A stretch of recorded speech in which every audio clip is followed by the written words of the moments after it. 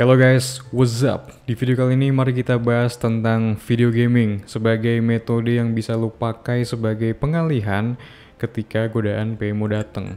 Ini jujur pertama kalinya gue bahas tentang gaming sebagai solusi yang bisa ngebantu lo buat quit PMO. Tapi tentunya perlu digarisbawahi dulu, hanya game dengan genre tertentu aja sayangnya. Gak semua game itu sayangnya cocok buat lo jadikan sebagai pengalihan atau distraksi pas hasrat PMO datang. Malah sebenarnya sebagian besar game itu sebaiknya lo hindari karena ini berhubungan sama aktivitas dopamin di otak. Video gaming seperti yang lo tahu naikin dopamin kan. Lo ngekill musuh contohnya di game. Itu di otak lo dopamin ini aktif memberi lo reward atau imbalan karena lu telah accomplish sesuatu, mencapai sesuatu walaupun sesuatunya ini cuma dari layar, sama halnya kayak scrolling sosmed. Dengan bermodalkan lu ngeklik mouse dan keyboard atau controller stick kalau lu mainnya di konsol atau di layar HP sama aja.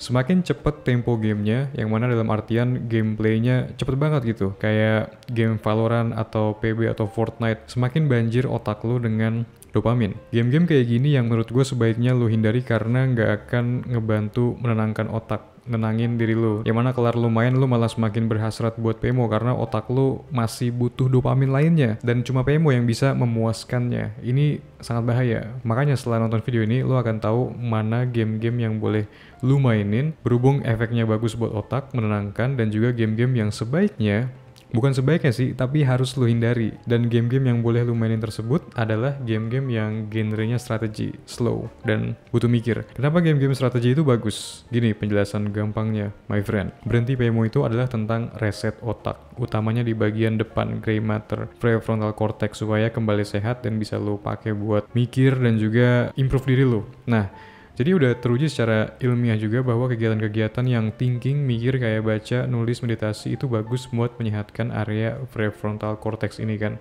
Nah tapi selain itu salah satunya ada juga yaitu main game strategi. Seneng kan lo? Oke, jadi ini dia game-game yang gue maksud yang layak dimainin dan dihindari selama proses lo berhenti PMO. Kabar buruknya, sorry banget nih. Game-game yang harus dihindari itu adalah game-game yang populer dan mainstream banget sekarang. Ya gak heran juga kenapa game-game ini bisa populer dan dimainin sama semua orang, semua kalangan pada mencintainya. Bahkan ada turnamen e-sportnya sendiri yang hadiahnya mungkin miliaran rupiah.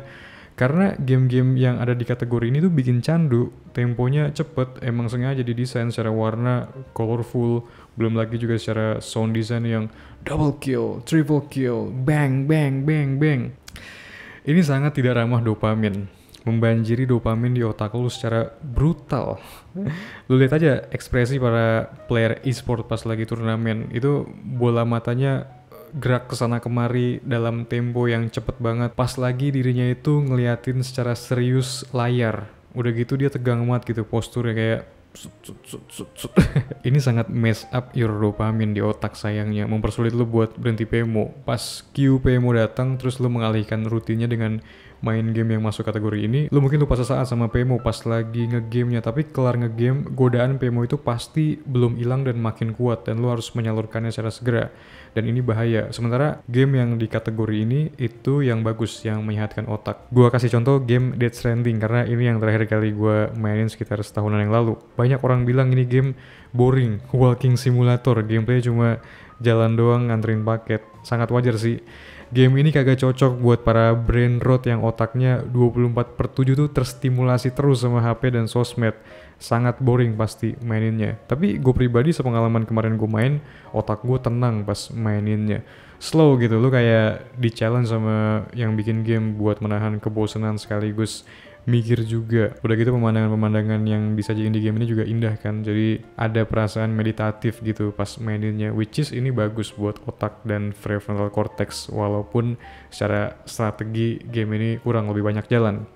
Jadi mungkin game-game kayak Civilizations atau Total War Series atau City Skylines, Football Manager, The Sims City, pokoknya intinya game-game yang mengajak lu buat berpikir gitu, buat merancang strategi, nggak sekedar mashing button buat attack dan kill musuh. Game-game simulator kayak menjadi pilot, supir truk mungkin masuk juga, bisa juga. Tapi yang paling powerful dari semua game ini menurut gue sih game catur.